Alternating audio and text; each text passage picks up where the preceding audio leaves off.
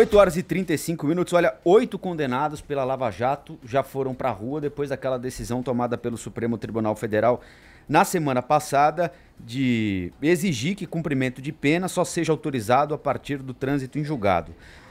São eles o ex-presidente Lula, o ex-ministro José Dirceu, tem também um ex-vice-presidente da Mendes Júnior, Alberto Vilaça, ex-diretor da empreiteira Gerson Almada, ex-executivo da Ingevix, Roberto Gonçalves, ex-gerente da Petrobras e operador Fernando Moura e o empresário Enivaldo Quadrado. E tem ainda outros 6 réus na operação que podem ser beneficiados pela decisão do Supremo e que estão presos no Paraná e em São Paulo. No entanto, em alguns casos, a soltura pode não ser imediata, já que antes de tomar a decisão, os juízes costumam citar o Ministério Público, cujo prazo para se manifestar pode levar até 5 dias úteis, e aí há outras figuras importantes também, como o Renato Duque, ex-diretor da Petrobras, na fila pedindo para ser solto pela Justiça. E também os 2 ex-tesoureiros do PT presos por escândalos aí de corrupção ligados à Lava Jato, o Delúbio Soares e o Vacari, eles conseguiram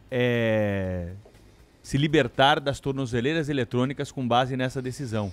Porque a decisão fala da execução provisória da pena. E é uma forma de execução provisória da pena você ficar sendo monitorado em casa por tornozeleira eletrônica. Então as defesas entraram com esses pedidos, eles já tiveram as suas tornozeleiras retiradas, estão em liberdade plena, respondendo os processos ainda, claro. Podendo viajar com passaporte, com tudo? Viajar não, Thaís, mas assim, eles têm a liberdade de ir para qualquer lugar, podem pelo país, sim. O Lula pode viajar para fora do Brasil? Não, o Lula ele estava querendo ir para a posse do presidente da Argentina. Ele pode desde que ele peça autorização. Tem que pedir uma autorização. Aliás, o Temer pediu uma autorização para ir à Espanha. Depois não acompanhei mais se ele recebeu essa autorização. Para a Inglaterra ele conseguiu, né? Para a Espanha eu não lembro agora, que é um caso mais recente. Mas são desdobramentos aí da Lava Jato, e eu destacava aqui, viu, Cláudio, ouvintes, para quem não estava com a gente no comecinho do programa, essa história do Ctrl o C, Ctrl o V, né, que tem movimentou ontem à tarde, principalmente, o mundo jurídico aí, os escritórios de advocacia, porque é uma decisão que vai servir de parâmetro para outros casos, inclusive para um dos casos do ex-presidente Lula, diga-se aqui a verdade, né?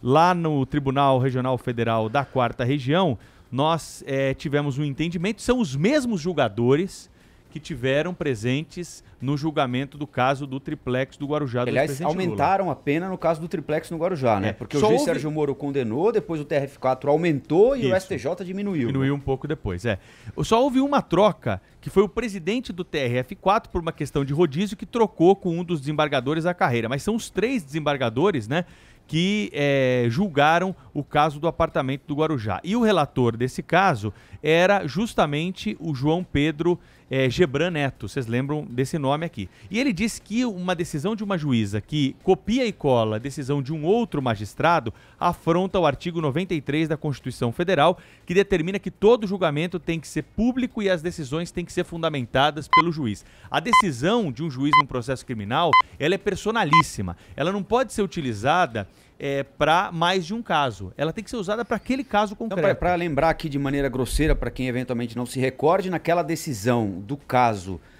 do sítio em Atibaia, ela usou trechos para condenar o ex-presidente Lula que constavam na condenação do Sérgio Moro no caso do triplex no Guarujá. Isso. Agora, o problema é a fundamentação, Rafael. E ela condenou o ex-presidente Lula porque o Sérgio Moro estava de férias, não era isso?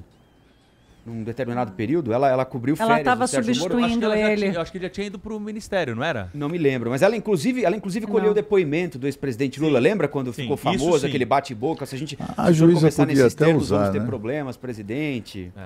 A juíza podia até usar trechos da sentença do juiz Sérgio Moro. Não podia deixar de citar, colocá-la entre aspas, né, como uma citação ali para ajudar na manifestação da convicção dela.